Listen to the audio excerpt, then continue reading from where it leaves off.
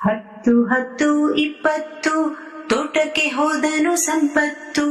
20 10 30 ಕೈಯಲ್ಲಿ ಒಂದು ಕಲ್ಲಿತ್ತು. 30 10 40 ಎದುರಿಗೆ ಮಾವಿನ ಮರವಿತ್ತು. 40 10 50 ಮಾವಿನ ಮರದಲ್ಲಿ ಕಾಯಿತ್ತು. 50 10 60 ಕಲ್ಲನ್ನು ಬೀಸಿದ ಸಂಪತ್ತು.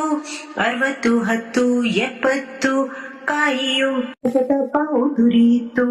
70 10 80 ಮಾಲಿಯ ಕಂಡನು ಸಂಪತ್ತು. 80 10 90 ಕಾಲುಗಳೆರಡು ನಡುಗಿತ್ತು.